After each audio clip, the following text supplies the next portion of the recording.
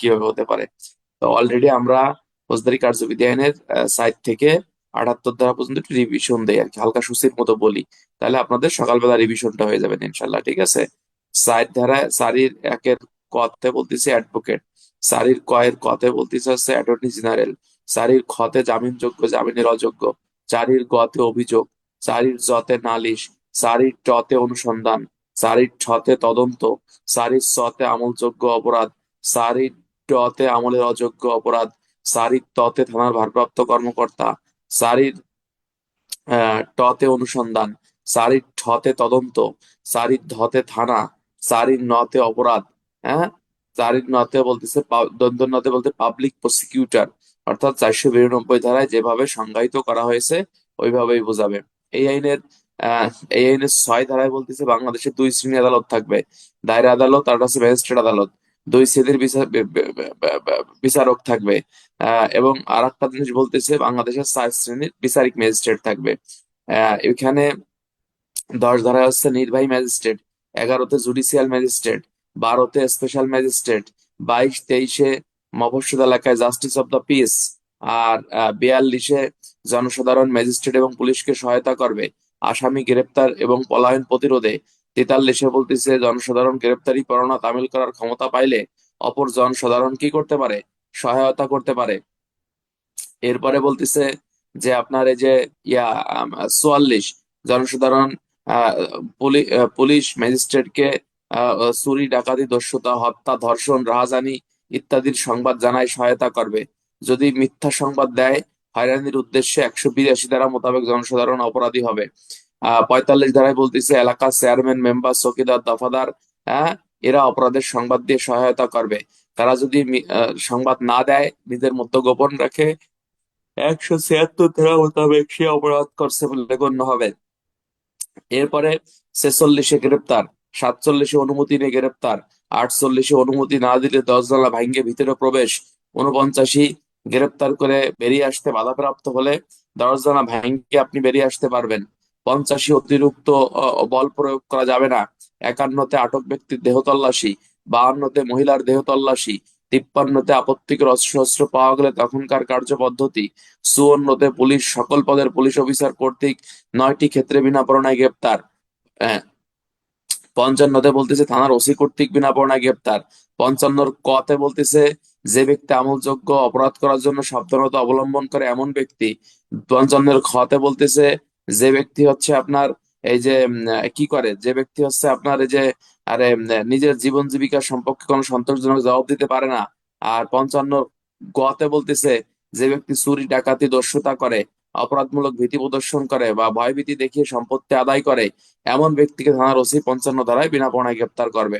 56 ধারায় অধস্তন অফিসার কর্তৃক বিনা পরোয়ানায় গ্রেপ্তার। 57 ধারায় নাম ঠিকানা মানে জানার জন্য আমলের অযোগ্য অপরাধীকে পুলিশ বিনা পরোয়ানায় গ্রেপ্তার করবে। নাম ঠিকানা পাইলে ছাড়িয়ে দেবে, নাম ঠিকানা না পাইলে 24 ঘন্টার মধ্যে আদালতে সোপর্দ করবে। 59 ধারায় জনসাধারণ কর্তৃক দুই শ্রেণীর ব্যক্তিকে গ্রেপ্তার, একটা হচ্ছে আমলযোগ্য জামিনের অযোগ্য, গ্রেপ্তার করে পুলিশের নিকট হাজির করবে। পুলিশ আবার 54 ধারায় বিনা পরোয়ানায় গ্রেপ্তার করবে এবং 57 ধারা অনুযায়ী আপনার ব্যবস্থা গ্রহণ করবে। 60 ধারায় হচ্ছে গ্রেপ্তার সম্পর্কে অবগত করা। 61 ধারায় 24 ঘন্টার বেশি আটক রাখা যাবে না। 62 ধারায় আপনাকে বলতেছে যে জেলা এলাকায় আসামি গ্রেপ্তার হলে জেলা ম্যাজিস্ট্রেট মুখ্য বিচারিক ম্যাজিস্ট্রেট, মেট্রো এলাকায় আসামি গ্রেপ্তার হলে চিফ মেট্রোপলিটন ম্যাজিস্ট্রেটকে পুলিশ অফিসার অবগত করবে। 63 ধারায় জামিন। 64 ধারায় ম্যাজিস্ট্রেটের সামনে কোনো অপরাধ হলে ম্যাজিস্ট্রেট গ্রেপ্তারের নির্দেশ দিতে পারে। 65 ধারায় বলতে ম্যাজিস্ট্রেটের সামনে কোনো অপরাধ হলে ম্যাজিস্ট্রেট গ্রেপ্তারের নির্দেশ এবং পরোয়ানা ইস্যু করতে পারে। 66 ধারায় পুলিশ হেফাজত থেকে আসামি পলায়ন করলে পুনরায় ব্যবস্থা। 67 ধারায় পুলিশ হেফাজত থেকে আসামি পলায়ন করলে বলা হচ্ছে যে আপনার এই গ্রেপ্তারের ক্ষেত্রে 47, 48, 49 ধারার ব্যবস্থা গ্রহণ। এবং 68 ধারায় সমন। 69 ধারায় ব্যক্তিগতভাবে সমন জারি। 69-এর 2 একাধিক ব্যক্তির উপর সমন জারি। 70 ধারায় আছে কোনো কোম্পানি বা প্রতিষ্ঠানের উপর সমন জারি। 71 ধারায় আছে সাক্ষীদের উপস্থিতিতে লটকিয়ে সমন জারি। 72 ধারায় সরকারি কর্মচারীর উপর সমন জারি। 73-এ এখতিয়ারের বাহিরে সমন জারি। 74-এ সমন জারির প্রমাণ। 75-এ গ্রেপ্তারি পরোয়ানা। 76-এ জামিনযোগ্য পরোয়ানা। 77-এ এক বা একাধিক পুলিশ অফিসার এটা তামিল করবে। 78-এ জমির মালিক কিভাবে গ্রেপ্তারি পরোয়ানা তামিল করবে সেই সংশ্লিষ্ট বিধান আপনাদেরকে পড়ানো হয়েছিল। এই পর্যন্ত হলো আমাদের আলোচনা ছিল। আজকে আমরা ৭৯ ধারা থেকে ইনশাল্লাহ সামনের দিকে যাব। সবাই ভালো আছেন তাই না ভাই? সবাই ভালো আছেন?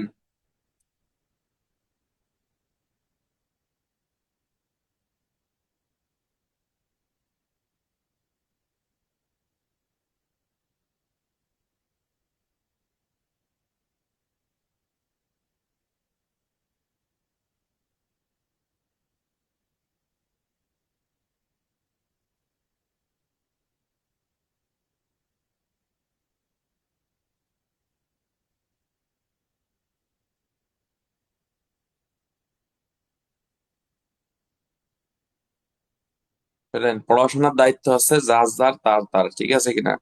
আমি এক কথা প্রতিদিনই কই, আলহামদুলিল্লাহ ভাই, আল্লাহ রাখছে বল আলহামদুলিল্লাহ। আমি এক কথা প্রতিদিনই বলি, সেটা হচ্ছে র্যাঙ্কের পিছনে চেষ্টা করছেন, দৌড়াইছেন, কষ্ট করছেন, সকালবেলা উঠছেন, পড়ছেন, লেখছেন, র্যাঙ্ক হবে না এমন কোনো নজির নাই। আপনার র্যাঙ্ক হবেই ইনশাল্লাহ, ঠিক আছে? কিন্তু চেষ্টা না করে আপনি যদি চিটপটাং খেয়ে ঘুমাই থাকেন, তাহলে এই ঘুম সারা জীবনের জন্য কাল হয়ে যাবে, এটা তো বোঝেনি। সুতরাং কষ্ট করতে হবে ভাই। যার যার আজকে যারা এখনো খাতা কলম কেনেন নাই, একবারে আজকে 4 ডিস্ট্রি খাতা কিনবেন, 1 ডিস্ট্রি করে করে সেলাই করবেন, এবং ওইটাই প্রতিদিন 5 মিনিট করে লিখবেন। প্রতিদিন 5 মিনিট করে একটা করে প্রশ্ন এখন থেকেই লেখা শুরু করবেন। অল্প অল্প বিষয় লিখবেন, ছোট ছোট বিষয়, যেগুলো আপনার পুলিশের চাকরির গুরুত্বপূর্ণ, ঠিক আছে কিনা? এরপর থেকে তো আমরা লেখা শুরু করবোই, তখন এমনি লেখা লিখবে না। আর এখন থেকে আপনি নিজ দায়িত্বে একটু সরো সরো লেখেন, ক খ লেখেন, কলমটা ধরেন। কলম না ধরলে সামনে কিন্তু দুর্গতি। আচ্ছা, কারণ কলম চলে না। ঠিক আছে, তাহলে আমরা এখন চলে যাব ৭৯ ধারা। ৭৯ ধারায় বলতেছে যে পুলিশ অফিসারের নিকট প্রেরিত পরোয়ানা। তাহলে এমসিকিউ আসতে পারে ৭৯ ধারায়, কার নিকট প্রেরিত পরোয়ানা ভাই? এমসিকিউ, পুলিশ জনসাধারণ। আনসার, সঠিক অ্যান্সার কি? পুলিশ অফিসারের নিকট গ্রেপ্তারি পরোয়ানা। এরপরে বলতেছে কোন পুলিশ অফিসারের উপর নির্দেশিত পরোয়ানা অপর কোন পুলিশ অফিসারের কর্তৃক কার্যকর হতে পারে যদি নির্দেশ বা অনুমোদন প্রাপ্ত পুলিশ অফিসার পরোয়ানার উপর তার নাম লেখা থাকে। অর্থাৎ এই যে এই কথাই বলতেছে যে, মনে করেন আমিও এএসআই, এই আকাশ হোসেন এও মনে করেন এএসআই, তো আমার নামে একটা পরোয়ানা আছে। তো ইচ্ছা করলে কিন্তু আকাশও তামিল করতে পারবে, বা একজন কনস্টেবল যদিও কিন্তু তামিল করানো যাবে। কনস্টেবল যে পরোয়ানা তামিল করতে পারে, এটা কয় ধারায় বলছে? এটা দেখবেন পুলিশ আইনের 23 ধারায় লেখা আছে যে ঊর্ধ্বতন কর্তৃপক্ষের বৈধ আদেশ পালন করা, বৈধ পরোয়ানা তামিল করা, তাই না? এটা সবাই পারে। সুতরাং ৭৯ ধারায় অধস্তন পুলিশ অফিসার দ্বারাও কিন্তু আপনি এই গ্রেপ্তারি পরোয়ানা তামিল করতে পারবেন। কার দ্বারা? অধস্তন পুলিশ দ্বারা। কখন পারবেন? বিশেষ পরিস্থিতিতে আপনি পারবেন। তবে এই ওয়ারেন্টের উপর আপনার নাম অনুমোদন করে দিতে হবে যে এটা অমুক তামিল করবে। কথা কি বুঝছেন ইরা ভাই? এই যে বাবলু বাবলু দাস, আশা করি আপনারা বুঝতে পারছেন। সুতরাং এটা একেবারেই সহজ একটা ধারা, এবং এই ধারা থেকে এমসিকিউ আসতে পারে 2-3টা। ৭৯ ধারায় কে গ্রেপ্তারি পরোয়ানা তামিল করবে? অধস্তন পুলিশ অফিসার তামিল করবে। কে নির্দেশ দিলে? পুলিশ সিনিয়র পুলিশ অফিসার নির্দেশ দিলে। ওয়ারেন্টে কার স্বাক্ষর থাকবে? ওই ওই সিনিয়র অফিসারের স্বাক্ষর থাকবে বা অনুমোদন থাকবে। ওয়ারেন্টের কোথায়? ওয়ারেন্টের উপরে। কে করবে? একজন সিনিয়র পুলিশ অফিসার আপনার এই স্বাক্ষর করবে। বুঝতে পারছেন কথা ভাই? একেবারেই সহজ একটা ধারা। এখান থেকে এমসিকিউ আসবে, এছাড়া অন্য কিছু না। আচ্ছা, এরপরে আমরা যেটা জানার চেষ্টা করবো ইনশাল্লাহ, সেখানে বলতেছে যে আপনার যদি যদি আপনার এই উল্টো পাশে এই ওয়ারেন্টের স্বাক্ষর না থাকে, আপনি যদি এই ওয়ারেন্ট কার্যকর করেন, তাহলে এটা কিন্তু অবশ্যই বেআইনি হবে। কি হবে বন্ধুরা? এই ওয়ারেন্ট তামিলটা অবশ্যই বেআইনি হবে। আমার একটু বলা ভুল হয়ে গেছে, যে ওয়ারেন্টের কোথায় স্বাক্ষর থাকতে হবে, অনুমোদন থাকতে হবে? ওয়ারেন্টের অপর পৃষ্ঠায়, মানে উল্টো পাশে আপনার অনুমোদন অফিসারের স্বাক্ষর থাকতে হবে। এটা মনে, এটা আসলে হ্যান্ডবুকে লেখা নাই, ভাষ্যতে লেখা আছে, জন্য বললাম। আচ্ছা, ৮০ ধারায় বলতেছে পরোয়ানার সারমর্ম বিজ্ঞপ্তিকরণ। তাহলে এমসিকিউ আসতে পারে, পরোয়ানার সারমর্ম বিজ্ঞপ্তিকরণ সিআরপিসির কয় ধারা? ৮০ ধারা। কিসের সারমর্ম? পরোয়ানার সারমর্ম। অর্থাৎ আপনি একজন আসামিকে যখন ধরতে যাবেন, তখন বলবেন, জব্বার সাহেব আপনি জিয়ার মামলা নং এত, আপনার থানাধীন এই তারিখে এই ঘটনা ঘটছিল, আপনার নামে ওয়ারেন্ট আসছে, আপনি জিয়া, আপনি জব্বার, পিতার নাম অমক, মাতার নাম অমক, থানা অমক, জেলা অমক, আপনাকে আমরা ধরতে আসছি বা নিতে আসছি। এভাবে পরোয়ানার সারমর্ম আপনাকে পড়ে শোনাতে হবে। এবং এই ওয়ারেন্টটা আসছে কোথা থেকে? মনে করেন যে মাগুরা জেলার মাগুরা জেলা থেকে আসছে, ঠিক আছে না? এই শ্রীপুর থানার ওসি বরাবর এটা আসছে, অর্থাৎ তাকে এটি জিনিসটা পরোয়ানা সারমর্মটা পড়ে শোনাতে হবে। আমরা কি শুনোই? আমরা তো মনে হয় এটা শোনাই না, মনে হয় নাকি? আমি এখন ওইভাবে যাইনি, যাও আর কি। যাই এই তো মনে হয় আগে ধরতে হবে, আগে পরে হলো শুনে শুনি পরে নাকি? হ্যাঁ, এমনি তো পুলিশ দেখতে ভয়তে পালাবে না, তাহলে আবার বলার সময় আছে। আচ্ছা, তাহলে এখানে আমরা এই জিনিসটা আমরা একটু ভালো করে জানবো, সেটা হচ্ছে যে পরোয়ানার সারমর্ম অবশ্যই আপনাকে মানে অবগত করতে হবে। বলতেছে গ্রেপ্তারি পরোয়ানা কার্যকরী পুলিশ অফিসার অথবা অপর কোনো ব্যক্তি যাকে গ্রেপ্তার করা হবে অবশ্যই পরোয়ানার সারমর্ম জানাবে এবং প্রয়োজন হলে পরোয়ানাটি তাকে দেখাবে। যে তার হাতে দেওয়ার দরকার নাই, বলা হচ্ছে তাকে হাতে দেওয়া যাবে না, বলতে হচ্ছে যে তাকে দেখাবে, তাকে দেখাবে যে এই দেখেন পরোয়ানা, আপনি এই মামলার আসামি, এটা মাগুরা জেলা থেকে আসছে আমাদের থানায়, আমরা থানার টিম আপনাকে ধরে নেওয়ার জন্য আসছি, বা আমাদের সাথে আপনাকে যেতে হবে, আপনি চলেন, ঠিক আছে কিনা? এত মিষ্টি কথায় কোনদিন আসামি ধরা যায়? এত ভদ্র পুলিশে আসামি ধরা যাবে না, ঠিক আছে কিনা? বইতে লেখছে এই জন্যই বললাম। তাহলে এই পরোয়ানা সারমর্ম বিজ্ঞপ্তি কত দ্বারা? 80 ধারা। আশা করি আমার কথা ইনশাল্লাহ এখানে বুঝতে পারছেন। এখানে আর একটা জিনিস আমাদেরকে একটু বুঝতে হবে, বলতে হবে যে ওয়ারেন্টের সারমর্ম না জানিয়ে কোনো আসামিকে যখন আপনি গ্রেপ্তার করবেন, এই আসামি গ্রেপ্তার করা বৈধ নাকি অবৈধ? বলেন তো কি হবে, বলেন তো এমসিকিউ। হ্যাঁ, ওয়ারেন্টের সারমর্ম না জানিয়ে যখন কোনো আসামিকে আপনি গ্রেপ্তার করবেন, তখন এই আসামি গ্রেপ্তার করা বৈধ নাকি অবৈধ, বলেন তো? হ্যাঁ, অবশ্যই অবৈধ, অবশ্যই অবৈধ, এটা কোনো বৈধ কাজ হবে না। আসামি গ্রেপ্তার করতে হলে অবশ্যই পরোয়ানার সারমর্ম আপনাকে জানিয়ে তারপরে হচ্ছে আপনাকে গ্রেফতার করতে হবে। এরপরে আমরা সরাসরি চলে যাবো 81 ধারা, যেখানে বলতেছে গ্রেপ্তারকৃত ব্যক্তিকে অবিলম্বে আপনাকে আদালতে হাজির করতে হবে। এই যে যে আমরা একটা ধারা পড়ছিলাম, কোন ধারা পড়ছিলাম কান্দি? ওই যে যে আমরা 61 ধারা পড়ছিলাম, পড়ছিলাম না ভাই? হ্যাঁ, 61 ধারায় পড়ছিলাম যে 24 ঘন্টার মধ্যে আসামিকে আপনি আদালতে সোপর্দ করবেন। 24 ঘন্টার বেশি যদি আপনি আসামিকে নিজ হেফাজতে রাখতে চান, অবশ্যই আদালতের নির্দেশের প্রয়োজনীয়তা রয়েছে। আদালতের নির্দেশ ব্যতীত যদি আপনি আসামিকে নিজ হেফাজতে রাখেন, অবশ্যই এটা বেআইনি হবে বা অন্যায় হবে বা অবৈধ আটক হবে। অবৈধ আটক যদি আপনি করেন, একদিন করলে, 24 ঘন্টা করলে, 24 ঘন্টার বেশি করলে সেটা হচ্ছে 342। আর এই 3 থেকে 9 দিন যদি আপনি করেন, সেই ক্ষেত্রে হচ্ছে আপনার এই যে বা 343। আর 10 থেকে কেয়ামত পর্যন্ত অন্যায় ভাবে কাউরে আটক রাখলে 344 ধারা মোতাবেক অপরাধ করছেন বলে গণ্য হবে। এই তোমরা যারা নতুন আছো, অনেকের কাছে ভাবতেছো যে ভাই কার্যবিধির সাথে আবার দণ্ডবিধির ধারা কয়, এটার সাথে এটা রিলেটেড। যখন আবার দণ্ডবিধি পড়াবানি, তখন দেখবেন যে আপনার এটা আরো সহজ মনে হবে, যে দেখো ভাই তো আগেই বলছে এগুলো, তাই না? এই জন্য আমি কার্যবিধির সাথে দণ্ডবিধির ধারাগুলো আমি বলে যাচ্ছি, যাতে এটার সাথে এটা মানে মিক্সড আছে, বুঝছেন? এই জন্য মানে অন্যায় আটকের শাস্তি কি বা অবৈধ আটকের শাস্তি কি, ঠিক আছে না? অবৈধ আটক করেন বা অন্যায় গ্রেপ্তার করেন, এইটার শাস্তি কিন্তু আপনি ওই যে 342 43 না, মনে রাখবেন। অবৈধ আটক বা অন্যায় আটক বা বেআইনি আটকের শাস্তি হচ্ছে 220 ধারা, দণ্ডবিধির 220 ধারা। এই কথা কি বোঝেন? মোটামুটি করতেছেন কে ভাই? এটা হচ্ছে 220 ধারা। কিন্তু যখন স্পেসিফিক উল্লেখ করে দেবে যে 24 ঘন্টা অবৈধ আটক করছে, 48 ঘন্টা অবৈধ আটক আটক করে রাখিতেছে, 72 ঘন্টা অবৈধ আটক করে রাখিতেছে, তখন কি লাগবেন? তখন আপনাকে ওই সেশনে যাওয়া লাগবে, যে 1 থেকে 2 দিন অন্যায়ভাবে আটক করে রাখলে 342। আর 3 থেকে আছে আপনার 9 দিন অন্যায়ভাবে আটক করে রাখলে 343। 3 থেকে 9 দিন তাহলে 343।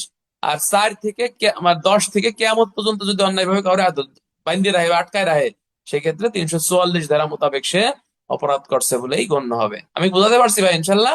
একেবারেই সহজ। আশা করি এগুলো আমরা একটু মনে রাখবো, পয়েন্ট গুলো। মানুষ অন্যের মুখ থেকে শুনলে মনে থাকে বেশি।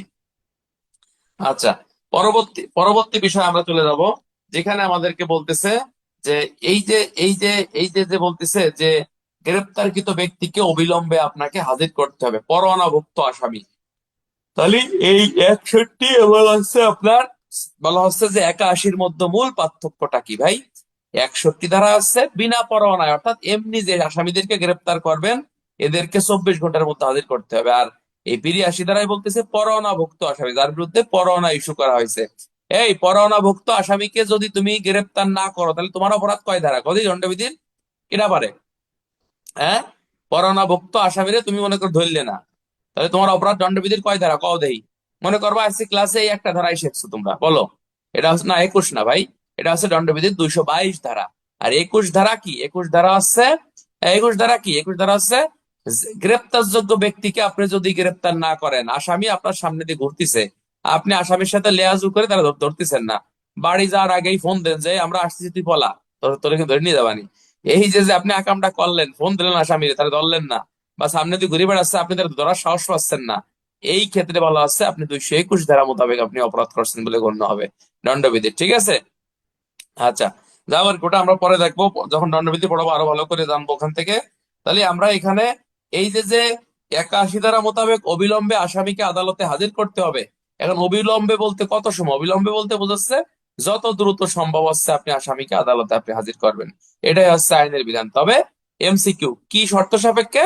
76 ধারার জামিনের শর্ত সাপেক্ষে। অর্থাৎ আসামি গ্রেপ্তার করলেই যে আপনাকে হাজির করতে হবে এরকম না, 76 ধারায় যদি জামিনের ব্যবস্থা থাকে সেই ক্ষেত্রে আপনাকে বলতেছে যে হচ্ছে কি, আপনি কি করবেন, আপনি তাকে এই যে জামিন দিয়ে আপনি ছাড়তে পারবেন। আর যদি জামিনের ব্যবস্থা না থাকে যত দ্রুত সম্ভব আপনি তাকে ছেড়ে দেবেন, এই কথা আপনাকে বলতেছে 81 ধারায়।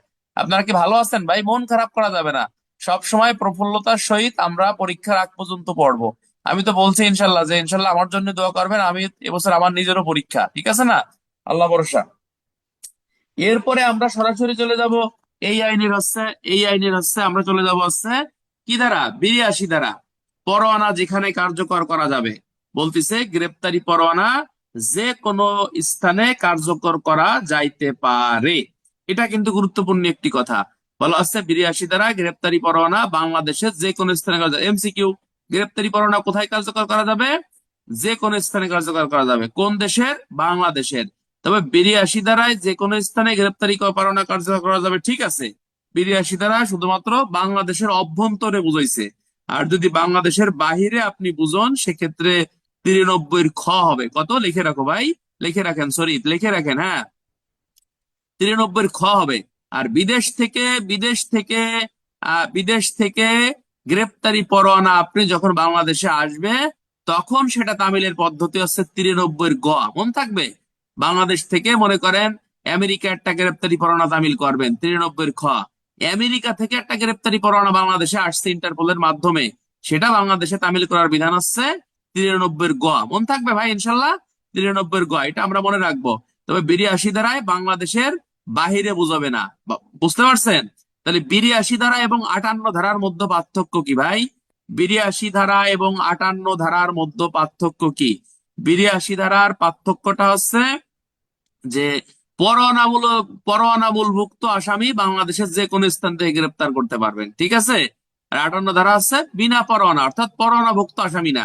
মনে করেন আমি রাসেল রে ধরার জন্য দাবড় দিছি, রাসেল দৌড়তি দৌড়তি আমাকে শ্রীপুর থানা বাদ দিয়ে, শ্রীপুর থানা পাশের থানা কোনটা তাও জানি না, যা হোক, মনে করেন যে পাশে মনে করেন সদর থানায় ঢুকে গেছে, তাহলে এরে দাবড়াতে দাবড়াতে আমি সদর থানায় যেয়ে ধরতে পারবো, কোনো সমস্যা নাই, কথা বুঝছেন।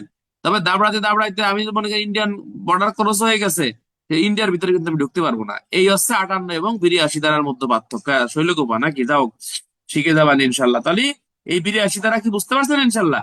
82 ধারায় বলতেছে 82 এবং 58 ধারার মধ্যে পার্থক্য আছে, 82 ধারা হচ্ছে পরোয়ানাভুক্ত আসামি, আর 58 ধারা হচ্ছে আপনার মানে পরোয়ানা ছাড়া যে আসামি। এই দুই প্রকারের আসামিকে বাংলাদেশের যে কোনো স্থান থেকে আপনি গ্রেপ্তার করতে পারবেন। এই হচ্ছে 82 ধারা, ক্লিয়ার? আচ্ছা, এরপরে সরাসরি চলে যাব 83 ধারা, এখতিয়ারের বাইরে গ্রেপ্তারি পরোয়ানা কার্যকরী করার প্রেরণ। অর্থাৎ এখতিয়ারের বাইরে যখন গ্রেপ্তারি পরোয়ানা আপনি কার্যকর করবেন তখন কার কাছে কিভাবে প্রেরণ করতে হবে সেই বিধানটা আপনাকে 83 ধারায় বলতেছে। এই এই এই 83 ধারাটা কিন্তু গুরুত্বপূর্ণ, 5 মার্কের প্রশ্ন আসতে পারে যে 1898 সালে প্রণীত ফৌজদারি কার্যবিধি আইন অনুসারে এখতিয়ারের বাইরে গ্রেপ্তারি পরোয়ানা কার্যকর করতে গেলে কিভাবে তা প্রেরণ করতে হয় বুঝিয়ে লেখো, ব্যাখ্যা করো। তো এখানে বলতেছে যখন কোন পরোয়ানা প্রদানকারী আদালত এখতিয়ার সীমারেখার বাইরে গ্রেপ্তারি পরোয়ানা কার্যকর করার প্রয়োজন হয়ে পড়ে তখন আদালত পুলিশ অফিসারের উপর নির্দেশিত না করিয়া যে কোনো নির্বাহী ম্যাজিস্ট্রেট অথবা যে কোনো পুলিশ সুপার অথবা পুলিশ কমিশনার মেট্রোপলিটন এলাকায় হইলে এখতিয়ার সীমার মধ্যে উহা কার্যকর করতে পারে তাহার নিকট ডাক যোগে অথবা অন্য কোনো উপায়ে প্রেরণ করবে। ভালো করে বুঝেন। মনে করেন আমাদের শ্রীপুর থানার একজন আসামি বর্তমানে আছে, কোথায় আছে? মনে করেন মানিকগঞ্জে আছে। তাহলে সরাসরি কিন্তু এই শ্রীপুর জেলার আদালত এই এই পরোয়ানাটা কোথায় পাঠায় বলেন তো? আমরা আমরা একটু গল্পের মতো শিখবো। এটা হচ্ছে এই মানিকগঞ্জ জেলায় যেহেতু আসামি আছে, মানিকগঞ্জ জেলার নির্বাহী ম্যাজিস্ট্রেটের কাছে পাঠাবে, অথবা মানিকগঞ্জ জেলার পুলিশ সুপারের কাছে পাঠাবে। এখন মনে করেন এই মাগুরা জেলার এই আসামি মাগুরা থাকে না, এখন কই থাকে? সে ঢাকা মেট্রোতে থাকে। ঢাকা মেট্রো কোথায় থাকে? মনে করেন ধানমন্ডি থাকে। তাহলে এই এই এই গ্রেপ্তারি পরোয়ানাটি ডিএমপির পুলিশ কমিশনারের কাছেও পাঠানো যাবে। কথা কি বুঝতে পারছেন? তাহলে আমরা এখানে কি শিখলাম বন্ধুরা? এটা কিন্তু বোঝার বিষয়, এবং এমসিকিউ গুলো আসবে। আমি কিন্তু ক্লাস শেষে এগুলো জিজ্ঞাসা করব, না পারলে কিন্তু বেইজ্জতি হয়ে যাবেন। যারা মোড়ামুড়ি করতেছেন অন্যমনস্ক, এটা ঠিক না। সবাই কষ্ট করি, তাই না ভাই? থানার চাকরি কিন্তু কঠিন আছে, তারপরও আমি আমার নিজের পরীক্ষার জন্য আমি কিন্তু সকালবেলা উঠে পড়ি বা আপনাদের পড়ানোর চেষ্টা করি। টাকা পয়সা ডাজেন্ট ম্যাটার, কথা বুঝছেন? আমার নিজের পরীক্ষার জন্যই আমি আগ্রহ নাহলে কিন্তু এত এত এই মনে করেন ডিউটি করতেছি, ক্লাস বন্ধ রাখতাম, যে ডিউটি করতেছি ভালো লাগে না, ক্লাস ক্লাস পরে। তো এখানে আমরা যে এমসিকিউটা মনে রাখবো, যে এখতিয়ারের বাইরে গ্রেপ্তারি পরোয়ানা তামিল করার জন্য কোন ম্যাজিস্ট্রেটের কাছে পাঠাতে হয়? এমসিকিউ ওই জেলার নির্বাহী ম্যাজিস্ট্রেটের কাছে পাঠাতে হয়। তারপরে কোন পুলিশ অফিসারের কাছে পাঠানো যায়? জেলার থানার ভারপ্রাপ্ত কর্মকর্তা, সাব ইন্সপেক্টর, পুলিশ সুপার, উপরে সবগুলো। তাহলে হচ্ছে পাঠাতে হবে হচ্ছে আপনার পুলিশ সুপার মহোদয়ের কাছে পাঠাবে। কথা কি বুঝতে পারছেন? এরপরে বলতেছে যে মেট্রো এলাকায় হলে কার কাছে পাঠাতে হবে? মেট্রো এলাকায় হলে পুলিশ কমিশনার মহোদয়ের কাছে আপনাকে এই পরোয়ানাটি পাঠাইতে হবে। আর বাংলা কথা বুঝতে পারছেন ভাই? আমি কিন্তু একটু করে ধরবানি না, যদি না বলতে পারেন 5 মিনিট তখন দাঁড়াই থাকা লাগবে না, ঠিক আছে? আর সকালবেলার খাবার তার জন্য নাস্তা বন্ধ। আচ্ছা, এরপরে আমরা সরাসরি চলে যাব, যে ম্যাজিস্ট্রেট অথবা যে পুলিশ সুপার অথবা যে পুলিশ কমিশনার পরোয়ানাটি প্রাপ্ত হবেন, তিনি উহার নিজের নাম স্বাক্ষর করবেন। সম্ভব হলে ইতিপূর্বে বর্ণিত উপায়ে তিনি এখতিয়ার সম্পূর্ণ সীমারেখার মধ্যে উহা কার্যকর করবেন। সম্ভব হলে অর্থাৎ যদি তিনি মনে করেন যে এই আসামিটা তার এখতিয়ার সীমার মধ্যে আছে, তাহলে ইতিপূর্বে বর্ণিত উপায়ে। তাহলে ইতিপূর্বে বর্ণিত উপায় কোনটা? ওই যে 76 থেকে 82 ধারা, যেটা এই বর্ণনাগুলো আপনাকে করা লাগবে। রিটেনে এরকম প্রশ্ন আসতে পারে যে হত্যা মামলা রেজার নামীয় আসামি রাসেল, মাগুরা সদর থানার, বর্তমানে সে ঢাকা জেলার মোহাম্মদপুর থানাধীন মনে করেন যে মেট্রো হাউজিং এ এত নম্বর বাড়িতে অবস্থান করতেছে। উক্ত ব্যক্তির বিরুদ্ধে মাগুরা জেলা কি করলো? আপনার মানে গ্রেপ্তারি পরোয়ানা ইস্যু করলো। হ্যাঁ, এই গ্রেপ্তারি পরোয়ানাটি তামিলের বিধান লেখো বা ব্যাখ্যা করো। তখন তুমি কি লিখবা ভাই? তখন তোমাকে আগে আপনাকে আগে লেখা লাগবে, এই 83 ধারা আগে লেখা লাগবে, যে মাগুরার গ্রেপ্তারি পরোয়ানাটি আপনাকে ডিএমপির পুলিশ কমিশনার মহোদয়ের কাছে পাঠাতে হবে। ডিএমপির পুলিশ কমিশনার মহোদয় এটা লিখিতভাবে স্বাক্ষর করে গ্রহণ করবে, এবং ফৌজদারি কার্যবিধি আইনের আপনার এই যে 76 থেকে 82 ধারার বিধান প্রতিপালন করে উক্ত পরোয়ানাটি তিনি কার্যকর করবে। যারা কি দেবেন? যারা দেবেন হচ্ছে 76 থেকে আপনার ওই 82 কমা দেবেন 83, উত্তর শেষ। ক্লিয়ার? এই কি মুন্না জাহিদ, বুঝতে পারছেন কথা? বুঝতে পারছেন? একেবারেই খুবই গুরুত্বপূর্ণ এই বিষয়টা। আচ্ছা, এরপরে আমরা যে বিষয়ের দিকে চলে যাব, সেখানে এখানে আরো কিছু গুরুত্বপূর্ণ এমসিকিউ আছে। সেখানে বলতেছে যে এখতিয়ার সীমার বাহিরে গ্রেপ্তারি পরোয়ানা কোন ধারায় বলতেছে? এটা হচ্ছে 83 ধারায় বলতেছে। কে দেবে? আদালত দেবে। কার কাছে? কোন পুলিশ অফিসার কাছে দিতে পারে? পুলিশ সুপার, ওই জেলার পুলিশ সুপার কাছে দিতে পারে। মেট্রো এলাকায় পুলিশ কমিশনের কাছে দিতে পারে। আর জেলা এলাকায় কোন ম্যাজিস্ট্রেটের কাছে দেবে? বলতেছে নির্বাহী ম্যাজিস্ট্রেটের কাছে দেবে। এবং এটা কিভাবে পাঠাবে? এমসিকিউ ডাক যোগে পাঠাবে। তাহলে যাদের কাছে পাঠাচ্ছে তারা কিভাবে গ্রহণ করবে? তারা স্বাক্ষর করে গ্রহণ করবে। তারা কিভাবে এটা তামিল করবে? হ্যাঁ, তামিল করবে হচ্ছে যে ইতিপূর্বে বর্ণিত উপায়, অর্থাৎ 76 থেকে 82 ধারায় যেভাবে গ্রেপ্তারি পরোয়ানা তামিলের বিধান আছে, ওই পদ্ধতি অনুসরণ করেই তারা এটা তামিল করবে। এবং তামিল করতে হবে এমন কোনো কথা না, যদি সম্ভব হয় তাহলে অবশ্যই তামিল করবে। 83 ধারা বুঝতে কারো কোনো অসুবিধা হয়েছে ভাই? হ্যাঁ বা না কমেন্ট করেন, হ্যাঁ বা না কমেন্ট করেন, ঠিক আছে? আচ্ছা, ধন্যবাদ। এরপরে এরপরে সরাসরি সরাসরি আমরা চলে যাচ্ছি ফৌজদারি কার্যবিধি আইনের 84 ধারা, এখতিয়ারের বাইরে কার্যকর করার জন্য পুলিশ অফিসারের নিকট পরোয়ানা প্রেরণ। আমরা আমরা দেখেন বন্ধুরা, আমরা যদি একটু খেয়াল করে দেখি, যে ফৌজদারি কার্যবিধি আইনের 83 ধারায় পড়লাম গ্রেপ্তারি পরোয়ানা পুলিশ সুপার, পুলিশ কমিশনার, নির্বাহী ম্যাজিস্ট্রেটের কাছে পাঠাতে হয়। কিন্তু 84 ধারায় এসে দেখতেছি যে যখন পুলিশ অফিসারের নির্দেশিত পরোয়ানা প্রদানকারী আদালতের এখতিয়ার সীমার রেখার বাইরে কার্যকর করতে হবে, তখন পুলিশ অফিসার সাধারণত যে নির্বাহী ম্যাজিস্ট্রেট অথবা পুলিশ অফিসারের থানার ভারপ্রাপ্ত কর্মকর্তা নিম্নে নয় এখতিয়ার সীমার মধ্যে উহা কার্যকর করতে হবে, তার নিকট উহার সই করার জন্য নিয়ে যেতে হবে। ভালো করে বুঝেন। মনে করেন আমরা কিন্তু ওই যে 82 ধারায় পড়ছি যে কি বলতিছে বাংলাদেশের ভিতরে যে কোনো জায়গায় গ্রেপ্তারি পরোয়ানা তামিল করা যাবে। এখন মনে করেন এই যে মুন্না জাহিদ, সে আমাদের শ্রীপুর থানায় আছে, এএসআই নাকি, তাহলে এর কাছে একটা পরোয়ানা আছে। এখন এই পরোয়ানার ভুক্ত আসামি এখন আছে কোথায়, মনে করেন যে কুড়িগ্রাম জেলায় আছে। কথা বুঝতেছেন? তাহলে এই কুড়িগ্রাম জেলার এই পরোয়ানাভুক্ত আসামিরে এই এএসআই মুন্না কিভাবে তামিল করবে বলতিছে যে এই এএসআই মুন্না ওই পরোয়ানাটি নিয়ে সরাসরি কুড়িগ্রাম জেলায় চলে যাবে, সেখান থেকে নির্বাহী ম্যাজিস্ট্রেটের অনুমতি নিবে, অথবা বলতিছে ওই কুড়িগ্রাম জেলার সদর থানা অর্থাৎ আসামি যে থানায় আছে ওই থানার ভার এমসিকিউ কার, থানার ভারপ্রাপ্ত কর্মকর্তার নিম্নে নহে, হ্যাঁ, এই এমন পুলিশ অফিসারের এমসিকিউ কিসের জন্য নিয়ে যাবে, স্বাক্ষর করার জন্য নিয়ে যাবে যে স্যার আপনার এলাকায় আমি আইছি এই আসামিকে ধরার জন্য এই পরোয়ানা আপনারা স্বাক্ষর করেন বা আমাদেরকে একটু হেল্প করেন, ঠিক আছে কিনা। এই এইভাবে আছে, এটা আপনাকে কার্যকর করতে হবে। এরপরে বলতেছে যে এইরূপ ম্যাজিস্ট্রেট অথবা পুলিশ অফিসার পরোয়ানার উপর নিজের নাম স্বাক্ষর করবে। তাহলে পরোয়ানার উপর নাম স্বাক্ষর করবে কিনা, ম্যাজিস্ট্রেট অথবা পুলিশ অফিসার। কোন পুলিশ অফিসার, থানার অসির পদমর্যাদার নিম্নে নয় এমন অফিসার, এবং যে পুলিশ অফিসারের উপর উহা তার সীমারেখার মধ্যে কার্যকরী করিবার নির্দেশ দিবেন তাহার পক্ষে স্বাক্ষর পর্যন্ত বলিয়া পরিগণিত হইবে, এবং প্রয়োজন হলে স্থানীয় পুলিশ পরোয়ানা কার্যকর করার জন্য উক্ত বিষয়ে অফিসারকে সাহায্য করবে। অর্থাৎ আমি যে শ্রীপুর থানা থেকে কুড়িগ্রাম জেলায় গেছি, কুড়িগ্রাম জেলা ওসির কাছে গেছি, কুড়িগ্রাম জেলার ওসি মহোদয় আমাকে গ্রেপ্তারি পরোয়ানা তামিল করার জন্য ওই স্থানীয় পুলিশ দ্বারা আমাকে সহায়তা করবে। এরপরে 3 নম্বর পয়েন্টে গুরুত্বপূর্ণ একটি কথা বলতিছে যখন এইরূপ আশঙ্কা থাকে যে ম্যাজিস্ট্রেট অথবা পুলিশ অফিসারের কাছে গেলে পরোয়ানা কার্যকর করা যাবে না বা অনুমোদন করতে গেলে এটা বিলম্ব হয়ে যাবে, সেই ক্ষেত্রে বলতিছে যে অনুমোদন ব্যতীতই পরোয়ানা আদালতের এখতিয়ার সীমারেখার বাইরে উহা কার্যকর করতে পারবে। পরবর্তীতে আপনি এসে কবেন যে স্যার এটা কার্যকর করছে, আপনারা আমাদেরকে সহায়তা করুন। কথা বুঝতে পারছেন? এই হলো 84 ধারা। এই 84 ধারা রিটেনে কিন্তু পদোন্নতি পরীক্ষায় প্রশ্ন আসতে পারে এভাবে যে হত্যা মামলার ইজাহার নামী ও আসামি শ্রীপুর থানার জব্বার, সে বর্তমানে কুড়িগ্রাম জেলার কি উলিপুর থানা কি যেন একটা আছে না, উলিপুর থানার অবস্থান করতেছে। এই পরোয়ানাভুক্ত আসামিকে গ্রেপ্তার করার আইনগত বিধান কি ব্যাখ্যা করো সিআরপিসি আইন অনুসারে। তখন একটাই ধারা, সেটা হচ্ছে এই 84 ধারা দিয়েই আপনাকে লিখতে হবে। কথা বুঝতে পারতেছেন? আর এখতিয়ারের বাইরে আপনি গ্রেপ্তারি পরোয়ানা আপনি পাঠাবেন কিভাবে, বা সেটা হচ্ছে আপনার এই 83 ধারা দিয়ে আপনাকে অ্যান্সার করতে হবে। তাহলে 84 ধারা থেকে এই বইয়ের দিকে তাকায়েন না ভাই, আমি কি এমসিকিউ গুলো কই একটু শোনেন, আমি এগুলো আগের থেকেই লিখে রাখছি। এটা 84 ধারায় বলতেছে যে এখতিয়ারের বাইরে কার্যকর করার জন্য গ্রেপ্তারি পরোয়ানা কার নিকট প্রেরণ করা হয়, 84 ধারায় পুলিশ অফিসারের নিকট প্রেরণ করা হয়। তাহলে 84 ধারা মোতাবেক পুলিশ অফিসার এখতিয়ারের বাইরে গ্রেপ্তারি পরোয়ানা তামিল করতে পারে কোথায়, সমগ্র বাংলাদেশে আপনার তামিল করতে পারে।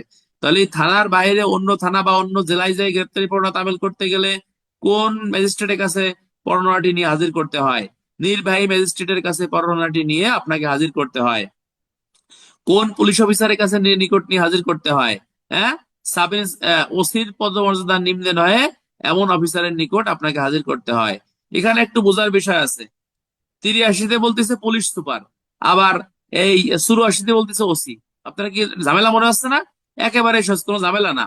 ওইটা হচ্ছে সরাসরি আদালত পরোয়ানা পুলিশ সুপারের কাছে পাঠায়, কিন্তু যখন এক থানার পুলিশ যখন অন্য থানা এলাকা বা অন্য জেলায় যাই আসামি গ্রেপ্তার করে এক থানার পরোয়ানা বলে, তখন এটাকে ওসির পদমর্যাদার নিম্নে নহে এমন অফিসারের নিকট যাই আপনাকে হাজির হতে হয় বা আপনাকে পরোয়ানাতে স্বাক্ষর করতে হয়।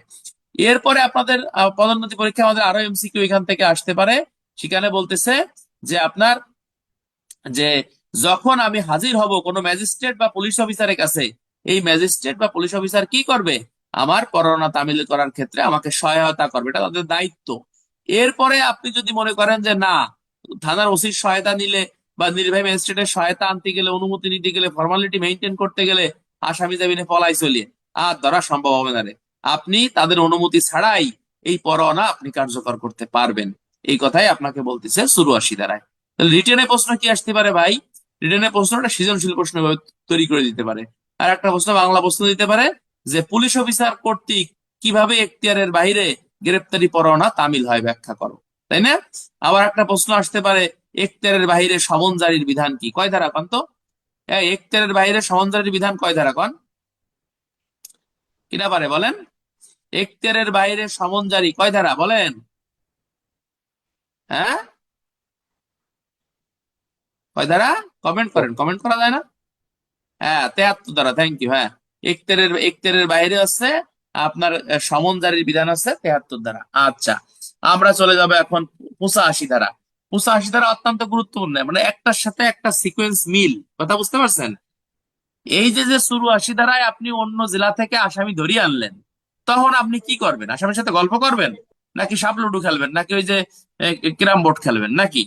এই যে যে 85 ধারা আছে 84 ধারা থেকে আসছে, অর্থাৎ এই যে যে আপনি এখতিয়ারের বাইর থেকে, অর্থাৎ এক জেলা থেকে আসা গ্রেপ্তারি পরোয়ানা তামিল আপনি করছেন বা কার্যকর করছেন, সেই ক্ষেত্রে বলতিছে যদি সেটা 20 মাইলের মধ্যে না হয় অথবা এখতিয়ার সীমার রেখার মধ্য থেকে গ্রেপ্তার করা হয়, সেই নির্বাহী ম্যাজিস্ট্রেট বা মেট্রোপলিটন এলাকায় হলে পুলিশ কমিশনার অথবা পুলিশ সুপারের স্থান অপেক্ষা নিকটতম না হইলে অথবা 76 ধারা অনুসারে জামিন প্রদান করা না হইলে গ্রেপ্তারকৃত ব্যক্তিকে নির্বাহী ম্যাজিস্ট্রেট অথবা পুলিশ সুপারের নিকট আপনাকে হাজির করতে হবে। ভালো করে বুঝেন। মনে করেন মাগুরা জেলা একটা গ্রেপ্তারি পরোয়ানা তামিল করছে, মানে ইস্যু করছে কার কাছে? মনে করেন শ্রীপুর থানায় আমার কাছে দিয়েছে। এখন আমি এই আসামি ধরতে গেছি মনে করেন কক্সেস বাজার, তাহলে মাগুরা জেলা থেকে কক্সবাজারের দূরত্ব কি 20 কিলোমিটার না বেশি? হ্যাঁ, বেশি। তাহলে এই কথাটাই আপনাকে 85 ধারায় বলতেছে কি, যদি 20 মাইলের কম হয় সেই ক্ষেত্রে আপনি সরাসরি এই আসামিরে কোথায় নিয়ে আসবেন? মাগুরা জেলার আদালতে আপনি হাজির করবেন বা মাগুরা জেলার পুলিশ সুপারের কাছে আপনি হাজির করবেন, কোনো সমস্যা আপনার নাই। তবে জামিনের ব্যবস্থা থাকলে আপনাকে জামিন দিতে হবে, মানে হচ্ছে যদি পরোয়ানাটি জামিনযোগ্য হয় সেই অপরাধটি, সেই ক্ষেত্রে এবং পরোয়ানার উপর যদি জামিনের কথা উল্লেখ থাকে সেই ক্ষেত্রে অবশ্যই আপনি তাকে জামিন দিবেন। কিন্তু যদি জামিনের কথা আপনার উল্লেখ না থাকে এবং 20 মাইলের বাহিরে হয়, মনে করেন আমি শ্রীপুর থানা থেকে আসামি ধরতে গেছি, আমি কোথায় চলে গেছি কক্সেস বাজার, তাহলে এই আসামিকে আমি সরাসরি কক্সবাজার এই মাগুরা জেলায় নিয়ে আসতে পারবো না? মাগুরা জেলায় আমি নিয়ে আসতে পারবো না, আমাকে হাজির করতে হবে কক্সবাজার জেলার পুলিশ সুপারের কাছে অথবা কক্সবাজার জেলার ওই এখতিয়ারাধীন নির্বাহী ম্যাজিস্ট্রেটের কাছে আমাকে হাজির করতে হবে। আপনারা কি বুঝতেছেন ভাই? ইনশাল্লাহ খুবই মজার একটা বিষয় না? 84 জি দ্বারাই আমরা এখতিয়ারের বাইরে গ্রেপ্তারি পরোয়ানা তামিল করতে গেছি, 85 দ্বারাই কচ্ছে যে আপনি কত দূর গেছেন, 20 মাইলের বেশি গেছেন নাকি 20 মাইলের বেশি গেছেন। 20 মাইলের যদি কম যায় থাকেন সেক্ষেত্রে সমস্যা নাই, যে থানা থেকে গেছেন ওই থানাধীন বা ওই এখতিয়ারাধীন আদালত নির্বাহী ম্যাজিস্ট্রেট বা পুলিশ সুপারের কাছে আসামি নিয়ে এসেন, সরাসরি নিয়ে এসেন, কোনো সমস্যা নাই। কিন্তু যদি 20 মাইলের বেশি হয়ে থাকে, মানে 20 মাইলের বেশি হয়ে থাকে, সেই ক্ষেত্রে অবশ্যই আপনাকে কি করতে হবে? বলতেছে অবশ্যই অবশ্যই আপনি ওই জেলার পুলিশ সুপারের কাছে হাজির করবেন অথবা ওই জেলার একজন নির্বাহী ম্যাজিস্ট্রেটের কাছে আসামিকে আপনি হাজির করবেন, তবে 76 ধারার শর্ত সাপেক্ষে বা জামিনের বিধান। তাহলে 5 মার্কের একটা প্রশ্ন আমি দিয়ে দিতে পারে যে এএসআই আকাশ সে আসামি গ্রেপ্তার করতে গেল শ্রীপুর থানা থেকে কক্সবাজার জেলায়, হ্যাঁ, এই আসামিকে আপনার সরাসরি মাগুরা জেলায় নিয়ে আসতে পারে কিনা আইনের আলোকে ব্যাখ্যা করো, তখন এই 85 ধারা দিয়ে আপনাকে কিন্তু বুঝাই করতে। তাহলে এমসিকিউ কি আসবে বন্ধুরা, যে কত মাইলের মানে মধ্য হলে আসামি পরোয়ানা ইস্যুকারী আদালতে হাজির করা যায়? তাহলে 20 মাইলের মধ্যে হলে। আর কত মাইলের বেশি হলে? 20 মাইলের বেশি হলে সরাসরি আসামিকে আপনি আনতে পারবেন না। আপনারা কি বুঝতেছেন ভাই? এই যে এস এ আশরাফুজ্জামান, বুঝতেছেন ইনশাল্লাহ? জি একেবারেই স্যার। সহজ, একেবারেই সহজ। এই যে অনেকে দেই মোড়ামুড়ি, সবাই ক্যামেরা অন করেন, সবাই দেই মোড়ামুড়ি করে কে ভাই? শোনেন, এটা আমি বুঝি, আমি তো পুলিশ নাকি আমি আনসার, কারণ এই লং টাইম 1 বছর কন্টিনিউ ধৈর্যের সাথে লেগে থাকা, এটা বিশাল ধৈর্যের পরীক্ষা, বিশাল ধৈর্যের পরীক্ষা। সেই কমলার বনবাসের মতো, কথা বোঝেন নাই? কমলার বনবাস ছবি দেখছেন না? কমলার বনবাসের মতো অবস্থা, কথা বুঝছেন? 1 বছর ধৈর্যের সাথে লেগে থাকা বিশাল বিশাল ধৈর্যের পরীক্ষা। ওই যে ওই ইসের মতো, আরে এই যে এটা কিসের সাথে তুলনা করা যায়? এটা আরো অনেক তুলনা আছে, এগুলো আর বলার দরকার নাই। এই ইসরাফিল কেমন আছো? ভালো আছো? হ্যাঁ, কি অবস্থা? আমরা ইসরাফিলের জন্য দোয়া করি, ইসরাফিল ভালো রেজাল্ট করবে ইনশাল্লাহ, আল্লাহ ভরসা। ইসরাফিল তো আবার নায়ক, জানেন 5 মার্ক আছে, ইনশাল্লাহ ভালো করবা ইসরাফিল, আল্লাহ ভরসা। 100-র ভিতর থাকলেই হয়েছে, বেশি দরকার নাই। শোনেন, কনস্টেবলের র্যাঙ্ক লাগতে গেলে বেশি ভালো সিরিয়াল দরকার নাই। ওই যে মনে করেন 300 350-এর মধ্যে থাকলে মোটামুটি সেফ, সমস্যা নাই। এএসআই থেকে এসআই যদি 200-250-এর মধ্যে থাকেন, 200-এর মধ্যে থাকলে মোটামুটি সেফ। ফার্স্ট হতে পারে এরকম কোনো কথা না, ঠিক আছে কিনা? তবে আপনাকে টার্গেট রাখতে হবে 10-20-এর মধ্যে থাকবো। তখন দেখবেন সিরিয়াল 50 100 150 যেহান যায় জাগা, সমস্যা নেই। কিন্তু যদি মনে করেন যে আমি 500-এর মধ্যে থাকবো, তাহলে ফেল করবেন। যাও, কথা কম বলি, কাজে আসি। তাহলে 85 ধারা থেকে এরকম প্রশ্ন আপনার আসবে। 86 ধারায় কি বলতেছে বন্ধুরা? 86 ধারাটাও কিন্তু অত্যন্ত গুরুত্বপূর্ণ একটি ধারা। এটাকে আমরা অনেক যত্ন সহকারে পড়ার চেষ্টা করব। 86 ধারায় বলতেছে ওই 85 ধারার আবির্ভাব, অর্থাৎ 85 ধারা থেকেই 86 ধারা সিকোয়েন্স চলে আসছে, ঠিক আছে? এই যে রায়হান খান পটুয়াখালী, আপনি আমার নতুন স্টুডেন্ট নাকি? নতুন আপনি? আপনি এই যে লাগাবেন, হ্যাঁ, নতুন। এই মাথায় কদুর তেল লাগাবেন, আপনার চুল সব পড়ে গেছে, কারণ কি? ওই যে আর ওই টিভিতে যে দেখেন না, ওই কুয়াকাটা, যে কোন তেল কুয়াকাটা লাগালে নাকি থানায় চুল ছিলাম ওঠে? স্যার, ওই যে লবণ হ্যাঁ, পানি তো ওদিকে পানি খারাপ? হ্যাঁ হ্যাঁ, কুয়াকাটা ওই যে সাগরের পার তো, পানি ও প্রচুর আচ্ছা খারাপ। আচ্ছা, মাইন্ড করেন না ভাই, আমি একটু মজা করে বলছি, এতে কষ্ট না পাওয়ার না কিছু স্যার, নাই। না। ঠিক আছে, আপনি তো আমার আচ্ছা, স্টুডেন্ট, আমরা সমস্যা ভাই, এমনি বললাম আর কি। আবার যেন ভাবেন না যে স্যার আমারে ইনসাল্ট করলো বা কেমন একটা কথা বলে, এমনি মন না থেকে স্যার, বলিনি ভাই। মজা আচ্ছা, করলে আরো 86 ভালো ধারা। লাগে। গ্রেপ্তারকৃত মানে ব্যক্তিকে ম্যাজিস্ট্রেটের নিকট হাজির করার পর ম্যাজিস্ট্রেট যেই পদ্ধতি অনুসরণ করবে। তাহলে ওই যে যে 85 ধারা, বন্ধুরা একটু খেয়াল করে শোনেন, 85 ধারায় কি বলছে? 85 ধারায় কইছে যে 20 মাইলের বাহিরে হলে আপনাকে ম্যাজিস্ট্রেট হাজির করতে হবে। এখন মনে করেন 20 মাইলের বাহিরে হয়েই গেছে, তাহলে আপনি কি করবেন? ম্যাজিস্ট্রেট হাজির করবেন। তাহলে ম্যাজিস্ট্রেটের নিকট হাজির করছেন, ঠিক আছে, তাহলে ম্যাজিস্ট্রেটের কাজটা কি? ম্যাজিস্ট্রেট কি আসামির সাথে বসে করে গল্প করবে? না। এই 86 ধারায় আপনাকে কি বলছে আমরা একটু দেখেন। মনে করেন 20 মাইলের বাইরে যেহেতু আসামির অবস্থান, তাহলে ম্যাজিস্ট্রেট কি কাজ করবে সেই কথা আপনাকে বলতেছে। এই 86 ধারায় বলতেছে, পরোয়ানা প্রদানকারী আদালত যে ব্যক্তিকে গ্রেপ্তারের নির্দেশ দিয়েছিলেন, গ্রেপ্তারকৃত ব্যক্তি সেই ব্যক্তি বলিয়া প্রতীয়মান হইলে নির্বাহী ম্যাজিস্ট্রেট অথবা পুলিশ সুপার অথবা পুলিশ কমিশনার তাকে হেফাজতে রাখিয়া উক্ত আদালতে প্রেরণ করার নির্দেশ দেবে। কি বলছে? বলতেছে আপনি যখন এখতিয়ারের বাইরে একটা আদালতে পুলিশ সুপারের কাছে বা নির্বাহী ম্যাজিস্ট্রেটের কাছে বা পুলিশ সুপারের কাছে বা পুলিশ কমিশনারের কাছে আপনি হাজির করছেন, তখন তিনি দেখবে যে হচ্ছে এই অপরাধটি কি, মানে যে আসামিকে ধরতে আসছে সেই আসামি এই আসামি। অর্থাৎ আপনি ইচ্ছে করলে কিন্তু একটা জেলায় ঢুকে অন্য একজন ব্যক্তিকে গ্রেপ্তার করে ধরে নিয়ে আসতে পারেন না, পারেন? তখন যার কাছে হাজির করা হয়েছে, তখন তিনি যাচাই বাছাই করে দেখবেন যে আসলেই প্রকৃত ব্যক্তিকে ধরা হয়েছে কিনা। তাহলে যদি প্রকৃত ব্যক্তিকে ধরা হয়ে থাকে, তাহলে তারা কি করতে পারবে? যে আদালত থেকে পরোয়ানা ইস্যু করা হয়েছে, ওই আদালতে হচ্ছে এই আসামিকে ফেরত পাঠানোর নির্দেশ দিতে পারবে। তবে শর্ত থাকে যে অপরাধটি যদি জামিনযোগ্য হয় এবং গ্রেপ্তারকৃত ব্যক্তি magistrate, police commissioner, police super সন্তুষ্ট বিধান সাপেক্ষে জামানত দিতে প্রস্তুত থাকে, সেই ক্ষেত্রে 76 ধারার কোন লিখিত নির্দেশ থাকে অথবা জামানত দিতে যদি প্রস্তুত থাকে, সেই ক্ষেত্রে মানে তাদেরকে, এই আসামিকে জামিন ও ছাড়া যাবে। এবং এই যে যে মুসলেকা দিল, এই মুসলেকাটি আদালতে প্রেরণ করে দেবে তারা। অর্থাৎ মনে করো যে ম্যাজিস্ট্রেট অসীমের কাছে আমরা আসামি নিয়ে গেছি, আমরা বললাম যে স্যার, আমরা তো আসামি আপনার 31 এলাকা থেকে ধরছি, এখন কি করব? তখন ম্যাজিস্ট্রেট অসীম যদি দেখে, অসীম সাহেব যদি অসীম স্যার যদি দেখে যে পরোয়ানাটি কি জামিনযোগ্য, অথবা এই আসামি মুসলেকা দিতে চাচ্ছে, সেই ক্ষেত্রে তার মুসলেকা গ্রহণ করে, অথবা যদি জামিনযোগ্য হয় সেই ক্ষেত্রে তাকে জামিনে ছেড়ে দিয়ে এই পরোয়ানাটি যে আদালত, অর্থাৎ যে এলাকাতে আমি ওই এলাকায় গেছিলাম, ওই আদালতে তারা পাঠাই দেবে। ঠিক আছে কিনা, কথা বুঝতে পারছেন? এরপরে বলতেছে যে আরো শর্ত থাকে। যদি অপরাধটি অজামিনযোগ্য হয় অথবা ওয়ারেন্টের উপর যদি 76 ধারায় কোনো নির্দেশ না থাকে, তাহলে এখতিয়ারভুক্ত এলাকায় সংশ্লিষ্ট ব্যক্তি গ্রেপ্তার হয়েছে, হ্যাঁ, সেই ক্ষেত্রে বলতেছে দায়রা জজ বা মহানগর দায়রা জজ, মুখ্য বিচারিক ম্যাজিস্ট্রেট বা মুখ্য মহানগর ম্যাজিস্ট্রেট, এই বিষয়ে বিশেষভাবে ক্ষমতাপ্রাপ্ত প্রথম শ্রেণীর ম্যাজিস্ট্রেট 497 ধারার বিধান সাপেক্ষে এবং তার কারণ উল্লেখ করে সংশ্লিষ্ট জজ বা ম্যাজিস্ট্রেট উপযুক্ত মনে করলে মুসলেকা বা জামানতের অন্তর্বর্তীকালীন জামিনে মুক্তি দিতে পারে। এবং যে আদালত কর্তৃক ওয়ারেন্ট প্রদান করা হয়েছে, সেই আদালতের নির্ধারিত তারিখে হাজির হওয়ার নির্দেশ দিতে পারবে এবং মুসলেকাটি ওয়ারেন্ট প্রদানকারী আদালতের নিকট প্রেরণ করবে। খুবই মজার একটা বিষয়, দেখেন অনেকে হয়তো বোঝেন নাই নাকি বুঝছেন জানি না। 76-এর 86-র দ্বিতীয় স্টেপে এসে বলতেছে যে মুসলেকা রেখে ছাড়ি দিতে পারবে, কিন্তু তৃতীয় স্টেপে এসে বলতেছে যে যদি অপরাধটি অজামিনযোগ্য হয়, অর্থাৎ 76 ধারায় জামিনের ব্যবস্থা নাই, অথবা বলতেছে যে অপরাধটি অজামিনযোগ্য, ঠিক আছে কিনা।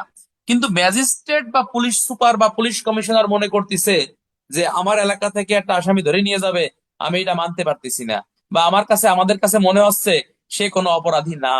সেই ক্ষেত্রে তার কাছ থেকে কি করতে পারবে, একটা মুচলেকা নিতে পারবে, ঠিক আছে কিনা।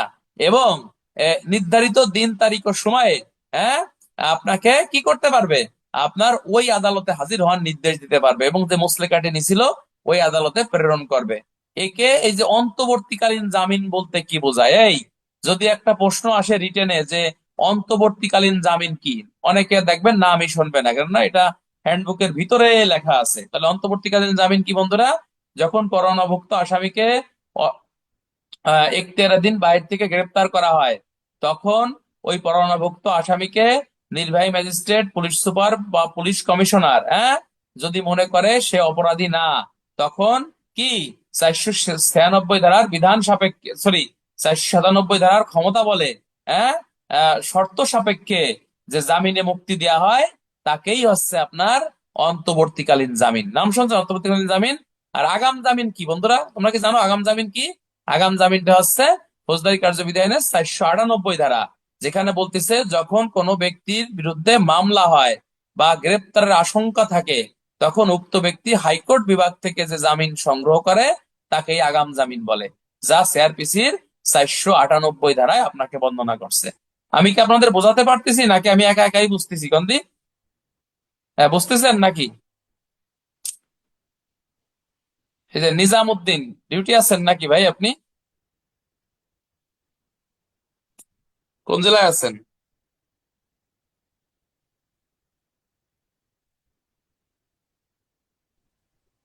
তার ডিউটি শেষ করলাম মাত্র, শেষ করে রুমে আস। এই সিএমপি, মেট্রোতে কোন কোন মেট্রোয় আছেন? স্যার সিএমপি চট্টগ্রাম সদরঘাট থানা। এই সারা রাত জাগি থাকা লাগে, সারা রাত রেস্ট করার সুযোগ নাই নাকি? না স্যার, 8টা থেকে 8টা, রাত 8টা থেকে সকাল 8টা। আরে বাপরে বাপ, তো জীবন তামা তামা।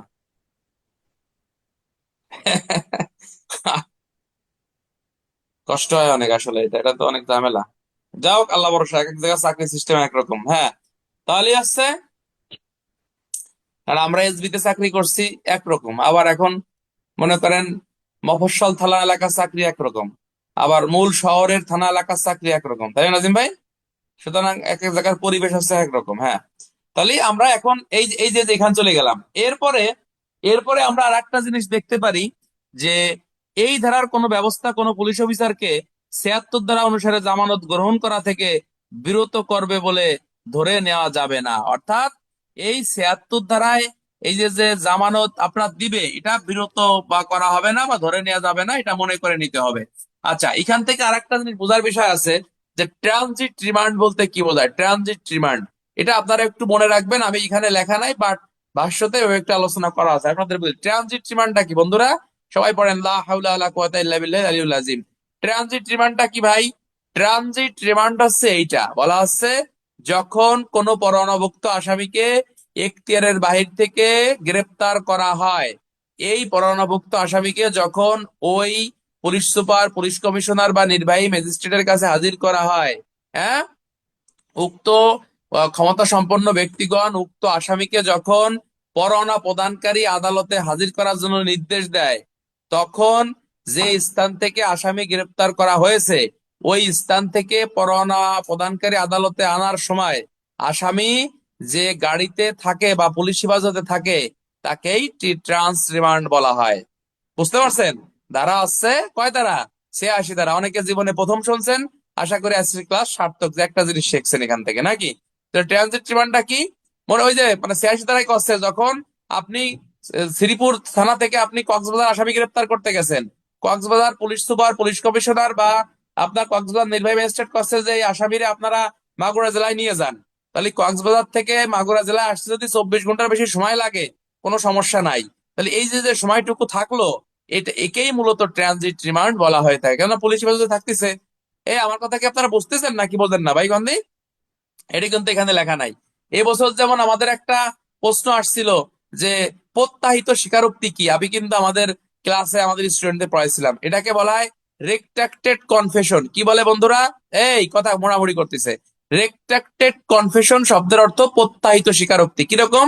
মনে করেন কোন ফৌজদারি মামলার অভিযুক্ত আসামি নিজের অপরাধের কথা স্বীকার করে, হ্যাঁ, পরবর্তীতে যখন সে তার স্বীকারোক্তিমূলক জবানবন্দি উড্ডু করতে চায় বা স্বীকারোক্তিমূলক জবানবন্দি প্রত্যাহার করতে চায়, হ্যাঁ, তখন আদালত যদি মনে করে যে তার স্বীকারোক্তি প্রত্যাহার করবে, তখন একেই মূলত প্রত্যাহিত স্বীকারোক্তি বা রিট্রাক্টেড কনফেশন বলে। বুঝতে পারছেন? আমরা কার্যবিধির মাঝে আবার ওই সাক্ষ্য আইন পড়াই ফেললাম নাকি? তাহলে নিজের স্বীকারোক্তি উড্ডু। আপনি বলতে পারেন যে স্যার আমাকে ভয়ভীতি দেখায় স্বীকারোক্তি দেওয়া হয়েছিল, আমি বুঝতে পারিনি, তারপর আছে আমি মানে আতঙ্ক হয়ে স্বীকারোক্তি দিছি, আমি এটা উড্ডু করতে চাই। তখন আদালত ইচ্ছা করলে এটা উড্ডু করতে পারে, তবে এটা নর্মালি করে না, ঠিক আছে কিনা? কিন্তু প্রশ্নে আছে যে প্রত্যাহিত স্বীকারোক্তি বা রেট্রাক্টেড কনফেশন হচ্ছে এই যে এইটা, অর্থাৎ নিজের স্বীকারোক্তি নিজে উড্ডু করা বা নিজের স্বীকারোক্তি নিজে প্রত্যাহার করা। বুঝতে পারছেন? হ্যাঁ, এই আপনারা কি জানেন যে স্বীকারোক্তি এবং জবানবন্দির মধ্যে পার্থক্য কি জানেন? আসামির স্বীকারোক্তি যখন প্রশ্ন আসবে তখন আপনাকে বুঝতে হবে যে দোষ স্বীকারোক্তিমূলক জবানবন্দি, অর্থাৎ আসামি নিজের দোষ স্বীকার করে যে জবানবন্দি দেয় সেটাই দোষ স্বীকারোক্তিমূলক জবানবন্দি। আর আসামির জবানবন্দি কয় ধারা? এই কে কতি পারে গন্ধি? আসামির জবানবন্দি কয় ধারা সিআরপিসি তে? কে পারে দেখি? এএসআই রাখবেন, একশো কনস্টেবল না, এএসআই রাখবেন। চৌষট্টি হ্যাঁ, 164। আপনি 5 মিনিট দাঁড়াই থাকেন, 5 মিনিট দাঁড়াই থাকেন আপনি। এএসআই রাসেল, আপনিও 10 মিনিট দাঁড়াই থাকেন ভাই। এটা এটা আপনাদের ভুল ধারণা। শুধুমাত্র যদি পদোন্নতি পরীক্ষায় প্রশ্ন আসে আসামির স্বীকারোক্তিমূলক জবানবন্দি, সেটা হচ্ছে সিআরপিসির 164, 364, সাক্ষ্য আইনের 24 থেকে 30। আর যদি শুধু প্রশ্ন আসে আসামির জবানবন্দি কি, তখন সেটা হচ্ছে আপনার 342। দেখবেন সিআরপিসি 342 দ্বারা আসামির জবানবন্দির কথা লেখা আছে, ঠিক আছে কিনা? অর্থাৎ মামলা সম্পর্কে অবগত হওয়ার জন্য ক্ষমতা সম্পন্ন ম্যাজিস্ট্রেট মামলার যে কোনো বিষয় সম্পর্কে আসামিকে প্রশ্ন করতে পারে। আসামি এই মামলার বিষয় সম্পর্কে যে বিবৃতি প্রদান করে তাকেই আসামির জবানবন্দি বলে। মানে স্বীকারোক্তিমূলক জবানবন্দি বলতে শুধুমাত্র দোষ স্বীকারোক্তিমূলক জবানবন্দিকে বোঝায়, বাট আসামির জবানবন্দি বলতে মামলা সংশ্লিষ্ট যে কোনো বিবৃতিকে আসামির জবানবন্দি বোঝায়, যা সিআরপিসির 342-এ বলছে। আপনারা কি বুঝতে পারছেন কথা ভাই? কথা কি বুঝছেন? ওই যে পদোন্নতি পরীক্ষায় একটা প্রশ্ন আসছিল যে আসামির জবানবন্দি এবং আসামির সাক্ষীর মধ্যে পার্থক্য কি, পারেন আপনারা এটা? এগুলো আমরা পরে পড়াবো, এখন যদি সব এভাবে লোড দিয়ে দেন তো সব ভুলে যাবেন। মানে আসামি সাক্ষী এটা হলো 340 সিআরপিসি, আর আসামি জবানবন্দি এটা হলো 342। এগুলো আমরা পরে পড়াবো, এখন পড়লে অনেকে পারবেন না, সমস্যা, আমরা পরে যাই। হ্যাঁ, তাহলে এই যে 84, 85, 86, এখান থেকে আমরা গ্রেপ্তারি পরোয়ানার বিষয়গুলো পড়লাম। এখন আমরা পড়বো হচ্ছে হুলিয়া।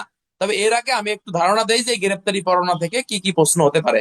যদি পারো একটু লিখে রাখো, অথবা আমি নিজে লেখছি, আমার মনে আছে, আমি একটু বলি। প্রশ্ন হতে পারে, মনে করেন গ্রেপ্তারি পরোয়ানা বলতে কি বোঝায়, গ্রেপ্তারি পরোয়ানার বৈশিষ্ট্য কি? পারবেন না? এগুলো একেবারেই সহজ।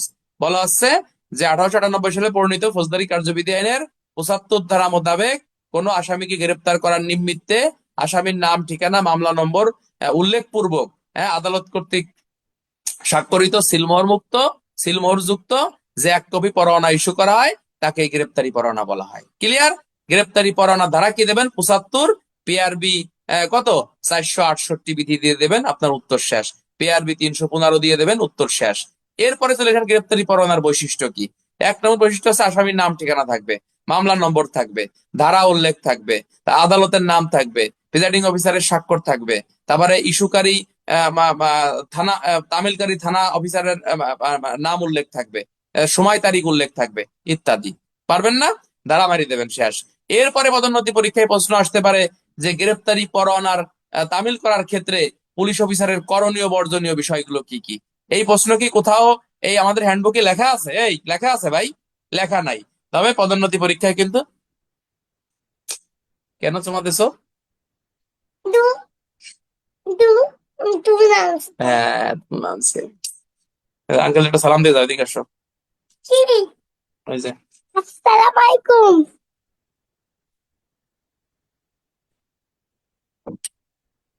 কালকে একটা দোলনা কিনে আনছি, খুব খুশি হয়েছে আর কি। আচ্ছা, তাহলে এখান থেকে যদি শোনেন ভাই, প্রশ্ন শুনলে মন থাকবে। যদি প্রশ্ন আসে যে গ্রেপ্তারি পরোয়ানা তামিল করার ক্ষেত্রে পুলিশের করণীয় বিষয়গুলো কি কি, মানে ভাষাটা চেঞ্জ, বাট এই ধারাগুলো কিন্তু এই 75 থেকে এই 86 পর্যন্তই আপনাকে লেখা লাগবে। আপনি পয়েন্ট পয়েন্ট করে লিখবেন যে গ্রেপ্তারি পরোয়ানা তামিলের ক্ষেত্রে পুলিশের করণীয় বিষয়গুলো নিম্নে লেখা হলো।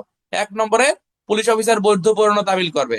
2 নম্বরে আসামির নাম, ঠিকানা, মামলার ধারা সঠিক আছে কিনা সেটা খেয়াল করবে। 3 নম্বরে জামিনযোগ্য পরোয়ানা হলে আসামিকে জামিনে ছেড়ে দেবে।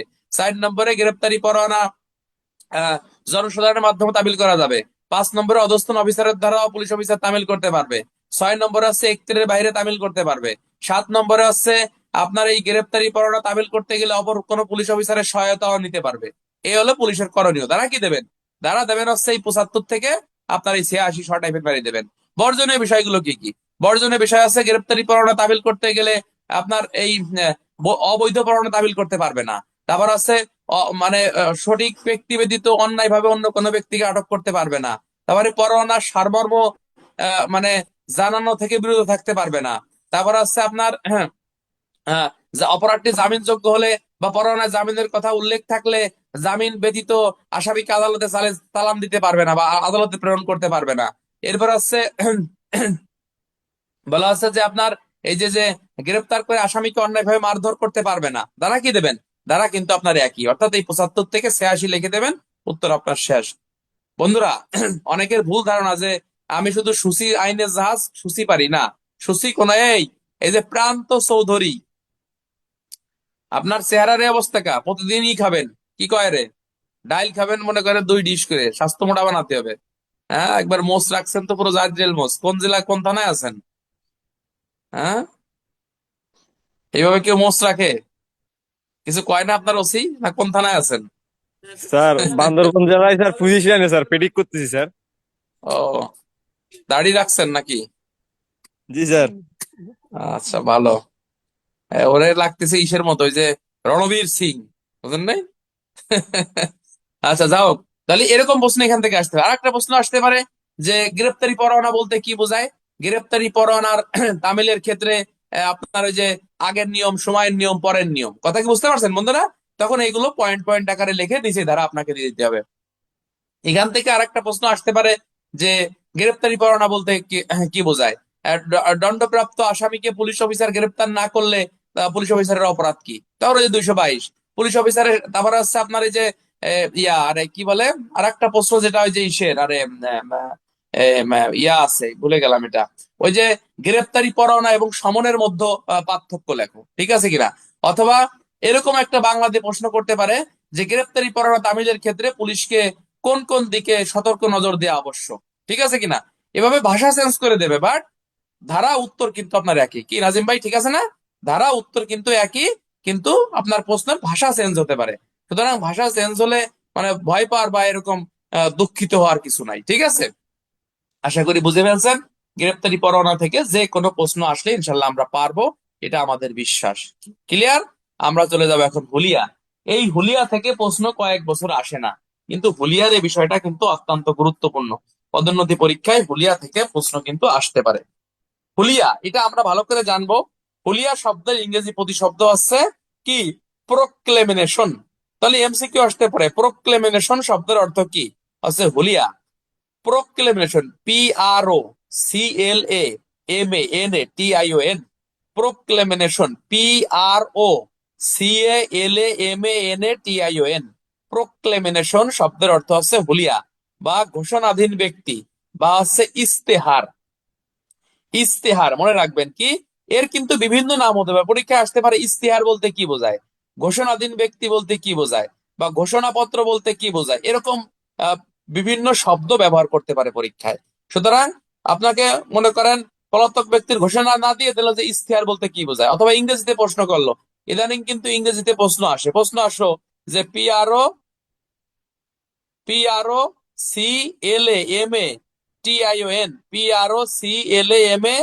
PROCLAMATION, প্রোক্লেমিনেশন, PROCLAMATION, এই যে ঠিক আছে, এটা PROCLAMATION।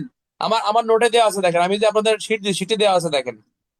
আচ্ছা, প্রোক্লেমিনেশন, তাহলে প্রশ্ন আসতে পারে প্রোক্লেমিনেশন বলতে কি বোঝায়। এখন আপনি যদি প্রোক্লেমিনেশনের অর্থ আপনি না জানেন, তাহলে কিন্তু সমস্যা ভাই, এটা আপনাকে জানতে হবে। প্রোক্লেমিনেশন শব্দের অর্থ হচ্ছে হুলিয়া। কারণ এটা জানা না থাকলে হলে যায় কিন্তু প্রশ্ন বোঝা যাবে না। তাহলে হুলিয়া কি ভাই? হুলিয়া হচ্ছে যে, আমরা একটা জিনিস মনে রাখবো যে গ্রেপ্তারি পরোয়ানা এবং হুলিয়া একসাথে জারি করা যায়, মনে রাখবেন। এমসিকিউ আসতে পারে যে নিচের কোন দুটি পরোয়ানা একসাথে জারি করা যায়, তাহলে গ্রেপ্তারি পরোয়ানা এবং হুলিয়া একসাথে জারি করা যায়। কিন্তু বলা হচ্ছে যে আপনার এই হুলিয়া এবং কোরকি পরোয়ানা এই দুটো কিন্তু আপনার একসাথে জারি করা যাবে নয়াকারে না। এটা আপনাকে একটু বুঝতে হবে এবং এই অনুযায়ী আপনাকে অ্যান্সার করার চেষ্টা করতে হবে। আচ্ছা, তাহলে হুলিয়া কি? হুলিয়া আছে যখন কোনো ব্যক্তিকে আদালতে হাজির হতে পুলিশ ব্যর্থ হচ্ছে বা আদালত ব্যর্থ হচ্ছে, তখন অনধিক অর্থাৎ বলা হচ্ছে 30 দিনের কম নহে এমন সময় দিয়ে উক্ত ব্যক্তিকে আদালতে হাজির করার নিমিত্তে 3 কপিতে বিজ্ঞ আদালত যে পরোয়ানা ইস্যু করে তাকেই হচ্ছে হুলিয়া বা প্রোক্লেমেশন বা হচ্ছে আপনার ইস্তেহার বলা হয়ে থাকে। তো এমসিকিউ আসতে পারে, প্রোক্লেমেশন শব্দের অর্থ কি? প্রোক্লেমেশন শব্দের অর্থ হচ্ছে হুলিয়া। ও হুলিয়া কে ইস্যু করে? আদালত ইস্যু করে। কোন দুটি পরোয়ানা একসাথে ইস্যু করা যায়? হুলিয়া এবং কোরকি পরোয়ানা, সরি, হুলিয়া এবং গ্রেপ্তারি পরোয়ানা একসাথে ইস্যু করা যায়। হুলিয়ায় কি উল্লেখ থাকে? আসামির নাম, ঠিকানা, তারিখ, এগুলো উল্লেখ থাকে। এবারে হুলিয়া কতদিনের সময় দেওয়া হয়? কমপক্ষে 30 দিন আপনাকে সময় দেওয়া হবে। 30 দিনের কম হলে হবে না, কমপক্ষে 30 দিন, ঠিক আছে কিনা? হুলিয়া কয় কপিতে ইস্যু হয়? এমসিকিউ, হুলিয়া আছে 3 কপিতে ইস্যু হয়। হুলিয়া কে ইস্যু করে? বিজ্ঞ আদালত ইস্যু করে নাকি পুলিশ অফিসার ইস্যু করে? বিজ্ঞ আদালত আছে হুলিয়া ইস্যু করে। হুলিয়ার 3 কপি কোথায় কোথায় প্রচার করতে হয়? 1 কপি হচ্ছে আসামি যে স্থানে বসবাস করে ওই স্থানে প্রকাশ্যভাবে পাঠ করতে হবে। 2য় কপি প্রকাশ্যভাবে যে স্থানে বসবাস করে ওই স্থানে প্রকাশ্যভাবে লটকায় দিতে হবে।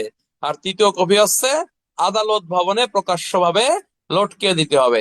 প্রথম 2 কপি কার্যকর করার দায়িত্ব আছে পুলিশ অফিসারের, আর আদালত ভবনে লটকে দেওয়ার দায়িত্ব আছে আদালতের কর্মচারীর। কথা ক্লিয়ার কিনা? তাহলে রিটেনে প্রশ্ন আসতে পারে ভাই এইভাবে যে ফৌজদারি কার্যবিধি আইন অনুসারে ইস্তেহার বলতে কি বোঝায়, ঘোষণাপত্র বলতে কি বোঝায়, বা পলাতক ব্যক্তির ঘোষণা বলতে কি বোঝায়। হ্যাঁ, তারপর যে ঘোষণা কয় কপিতে হয়, কোন কপি কোথায় প্রেরণ করতে হয়, বা কোন কপি কিভাবে, অথবা ইস্তেহার তামিলের বিধান কি, বা ইস্তেহার কিভাবে জারি করা হয়, ঘোষণাপত্র কিভাবে জারি করা হয়। পারবেন না আসলে প্রশ্ন ভাই? এরকম প্রশ্ন পদোন্নতি পরীক্ষায় আসতে পারে। আচ্ছা, এরপরে আমরা আর একটা জিনিস আমরা জানার চেষ্টা করব। সেটা হচ্ছে যে আদালতে হাজির হতে বাধ্য করার জন্য 3টি পদ্ধতি আছে: সমন জারি, গ্রেপ্তারি পরোয়ানা, হুলিয়া এবং সম্পত্তি কোরক, ঠিক আছে কিনা? তাহলে এখানে এখানে আমরা একটা জিনিস আমরা জানার চেষ্টা করব যে ওয়ারেন্ট এবং হুলিয়া এটা কিন্তু একসাথে জারি করা যাবে নয়াকারে না। এটা আমরা মনে রাখবো, ওয়ারেন্ট এবং হুলিয়া একসাথে জারি করা যাবে না, কিন্তু হুলিয়া এবং কোরকি পরোয়ানা একসাথে জারি করা যাবে। কথা ক্লিয়ার? যদি যদি প্রশ্ন আসে যে এভাবে যে ফৌজদারি কার্যবিধি আইন অনুসারে আপনার কোন দুটি পরোয়ানা একসাথে জারি করা যায় না, বুঝিয়ে লেখো বা ব্যাখ্যা করো, অথবা হুলিয়া এবং ওয়ারেন্ট একসাথে জারি করা যায় না, আইনের আলোকে ব্যাখ্যা করো, কি লিখবেন? আপনি লিখবেন সমন জারি ব্যর্থ হলে ওয়ারেন্ট জারি করতে হয়, ওয়ারেন্ট জারি ব্যর্থ হলে হুলিয়া জারি করতে হয়। এই ঘোষণা বা হুলিয়া লিখিত হতে হয় এবং নির্দিষ্ট ব্যক্তি নির্দিষ্ট স্থানে আপনাকে হাজির হতে হবে। এটাকে লটকায় জারি করতে হবে, পাঠ করে জারি করতে হবে এবং আদালতের অনুলিপি আদালতে সঠিকভাবে প্রতিপালন করে জারি করতে হবে। আর হুলিয়ার অনুলিপি এটা নরমালি 3 কপিতে আপনার হবে। ক্লিয়ার? পিআরবি কত?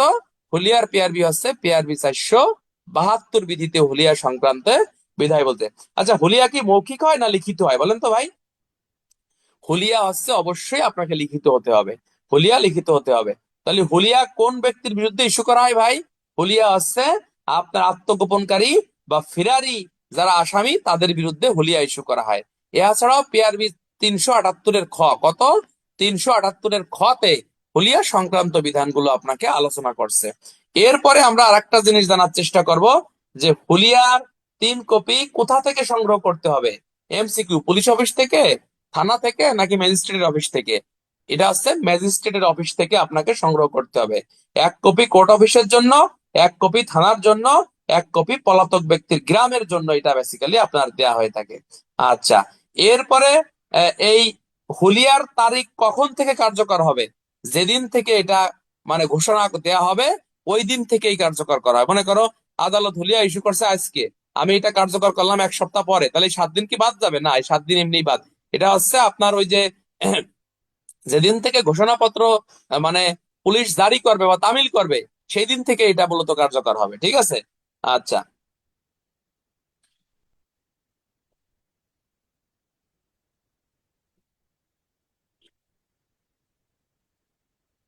ঘোষণার তারিখ থেকে, অর্থাৎ যে তারিখ লেখা থাকবে ওই তারিখ থেকে হচ্ছে আপনার ওই তারিখ লেখা থাকে ওখানে, আর যাও আর কি। এরপরে হচ্ছে যে ম্যাজিস্ট্রেট ইশতেহার জারি করতে সম্মত হলে 88 ধারার উক্ত ব্যক্তির আটক করার জন্য তাকে অনুরোধ জানাতে জানাতে হবে। আচ্ছা, তার মানে আমরা এখানে যে জিনিসটা শিখলাম যে ওয়ারেন্ট এবং হুলিয়া একসাথে জারি করা যায় না, কিন্তু হুলিয়া এবং প্রোকি পরোয়ানা একসাথে আপনার জারি করা যায়। তাহলে আমাদের এখান থেকে কি প্রশ্ন হতে পারে বন্ধুরা? প্রশ্ন হতে পারে হুলিয়া বলতে কি বোঝায়, হুলিয়ার বৈশিষ্ট্য কি, হ্যাঁ, হুলিয়া কয় কপিতে ইস্যু হয়, হুলিয়া কোথায় কোথায় মানে জারি করতে হয়, হুলিয়া জারির বিধান কি, কে হুলিয়া জারিতে ক্ষমতাবান, হুলিয়ার কপি কোথা থেকে সংরক্ষণ করতে হয়, এরপরে আছে হুলিয়া কয় কপিতে হয়, এরপরে আছে হুলিয়া জারির চূড়ান্ত প্রমাণ কি। এটা কিন্তু গুরুত্বপূর্ণ রিটেনের জন্য। হুলিয়া জারির চূড়ান্ত প্রমাণ আছে যে আদালত ইস্যু করছে ওই আদালত যদি একটি প্রত্যয়ন দেয়, যথাযথ সময়ে হুলিয়া জারি করা হয়েছে মর্মে একটি প্রত্যয়ন পত্র দিলে, তাহলে হুলিয়া জারির চূড়ান্ত প্রমাণ হিসেবেই বেসিক্যালি এটা গণ্য হবে। এভাবে রিটেনে প্রশ্ন আসতে পারে। প্রশ্ন আসতে পারে হুলিয়া এবং আপনার ওই যে ইসের মধ্যে পার্থক্য কি বলে ওটা, হুলিয়া এবং হচ্ছে আরে এই গ্রেপ্তারি পরোয়ানার মধ্যে পার্থক্য কি। আর একটা প্রশ্ন এভাবে আসতে পারে যে ফৌজদারি কার্যবিধি আইন অনুসারে গ্রেপ্তারি পরোয়ানা এবং হুলিয়া একসাথে জারি করা যায় না, কেন? আইনি ব্যাখ্যা দাও। তখন তুমি লিখবা কোনো ব্যক্তিকে আদালতে হাজির করার জন্য প্রথমে সমন দেওয়া হয়, সমন ব্যর্থ হলে গ্রেপ্তারি পরোয়ানা ইস্যু করা হয়, গ্রেপ্তারি পরোয়ানা ব্যর্থ হলে হচ্ছে হুলিয়া ইস্যু করা হয়। সুতরাং আমরা এখানে আলোচনার শেষে দেখতে পারি যে হুলিয়া এবং গ্রেপ্তারি পরোয়ানা একসাথে ইস্যু করা যায় না, কেননা হুলিয়ার আগের একটি পদক্ষেপ রয়েছে গ্রেপ্তারি পরোয়ানা। যখন গ্রেপ্তারি পরোয়ানা বলে আসামি ব্যর্থ হবে বা আদালতে এনিয়ার দাখিল করা হবে, তখনই হচ্ছে আপনার আদালত হুলিয়া ইস্যু করবে। তবে হুলিয়া এবং কোরকি পরোয়ানা একসাথে তামিল করার আইনগত বিধান রয়েছে। দ্বারা কি দেবেন? দ্বারা দেবেন 87, পেয়ারবি 472। আমি কি বোঝাতে পারছি ভাই আপনাদের নাকি? কেমন লাগলো আজকে? ভালো লাগলো নাকি ভালো লাগলো না? আমরা একটু ডিপ ভাবে বা একটু গভীর ভাবে পড়ার চেষ্টা করি, যাতে যে কোনো প্রশ্ন আসলে ইনশাল্লাহ আপনারা পারবেন। ঠিক আছে? ঠিক আছে ভাই, শোনেন, পড়াশোনার দায়িত্ব আছে নিজের। আপনি সকাল পড়েন, বিকাল পড়েন, রাতে পড়েন, সকাল মানে দুপুরে পড়েন, যেখানেই পড়েন না কেন, যে পড়ার আগ্রহ আছে যখন পড়াবো সে তখনই পড়বে। ঠিক আছে কিনা? আর একটা বিষয় আছে, মানে আপনি মাস্টার বাটিয়ে রস বানাই যতই খান কোনো কাম হবে না যদি আপনি নিজে না পড়েন, নিজের আগ্রহ আপনার না থাকে। আপনার আগ্রহ দিয়ে, আমি যে বললাম না যে এই 10 মাস কন্টিনিউ ধরে পড়া, আপনি এটা কিন্তু মনে করেন মানে বিশাল ধৈর্যের একটা বিষয়। কথা বুঝতে পারতেছেন? মনে করেন বউ বিয়ে করে যেরকম একটা বিয়ে করে ওই 60 বছর সংসার কাটাই দেওয়া বা 50 বছর সংসার করা যেমন ধৈর্যের বিষয়, এটাও কিন্তু এরকম একই ধৈর্যের বিষয়। কথা বুঝতে পারতেছেন? মানে বেশি কঠিন হয়ে গেল নাকি উদাহরণ? বোর সাথে জ্ঞানজাম লাগে না কার কন? ঝগড়া হয় না?